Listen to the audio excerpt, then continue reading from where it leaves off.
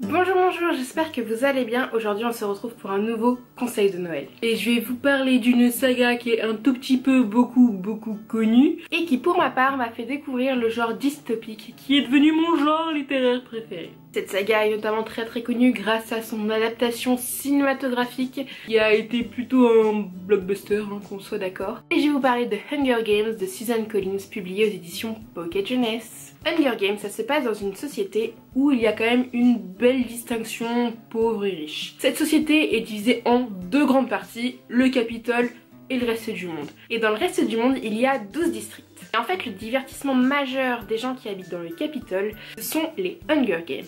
Et en fait, les Hunger Games, c'est quoi? C'est un jeu de télé-réalité où deux jeunes qui sont appelés tribus, un gars et une fille de chacun des 12 districts, vont s'affronter dans une arène jusqu'à ce qu'il reste qu'un survivant. Donc en gros, les jeunes qui ont entre 12 et 16 ans, entre 12 et 18 ans, et bah ils doivent tuer les autres pour survivre.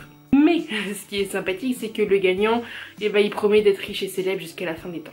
Et dans ce merveilleux divertissement, bien sûr, on suit l'histoire de Katniss Everdeen qui vit dans le district 12, donc le district le plus pauvre. Et le jour de la moisson, donc qui est en fait le jour où les candidats sont choisis pour jouer aux Hunger Games, sa petite sœur est choisie. Et comme ça l'insupporte au plus haut point de voir sa petite sœur aller batailler dans les jeux, elle se porte volontaire et décide d'aller au 74e Hunger Games à la place de Primrose, sa petite sœur. Donc dans cette saga, on voit Katniss évoluer, faire les Hunger Games et on va rapidement comprendre que c'est pas tout à fait normal, enfin ça on le suppose déjà, et que Katniss va peut-être pouvoir faire quelque chose avec l'aide de Peeta qui est le tribut du district 12 mâle. Et autant vous dire que cette saga, mais je l'ai surkiffée, que ce soit en film ou en livre. Je dois dire que cette saga est juste extraordinaire. La thématique est tellement originale. Katniss est vraiment un personnage atypique. J'ai adoré la détester en fait parce que je n'aime pas forcément son caractère. Je trouve qu'elle est assez égoïste. Elle pense beaucoup à elle, mais en même temps, j'ai adoré sa personnalité. Il coïncide tellement en fait avec l'histoire et je trouve que l'auteur a su très bien mettre à profit la personnalité de Katniss et ça embellit vraiment le reste de l'histoire. Ce que je trouve génial dans cette saga, c'est l'univers qu'il y a autour. Tout est 100% créé par l'auteur et tout fonctionne à merveille. Que ce soit les jeux en eux-mêmes, l'aspect télé-réalité à côté qui est super bien mené. Chaque personnage a sa place, moi je les aime vraiment tous. J'ai un coup de cœur pour Cinna qui est un de mes personnages piliers. D'une part pour le rôle qu'il a envers Katniss, d'autre part parce que c'est un petit peu Lenny Kravitz qui joue son rôle et que je suis un petit peu fan de ce mec.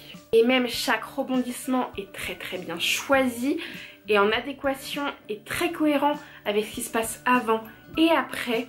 Enfin franchement, cette saga vaut vraiment le détour. J'avoue que j'ai beaucoup de mal avec l'épilogue, mais ça c'est tout à fait personnel. Je trouve que 100 c'était bien aussi.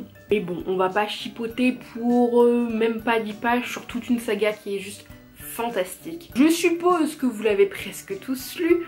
Je suppose que votre entourage aussi en fait partie. Mais s'il reste même pas 1% de la population dans votre entourage qui n'a pas lu ce livre, et offrez-le. Foncez lire cette saga pour tout ce qu'elle représente. Elle n'a pas été un best-seller pour rien.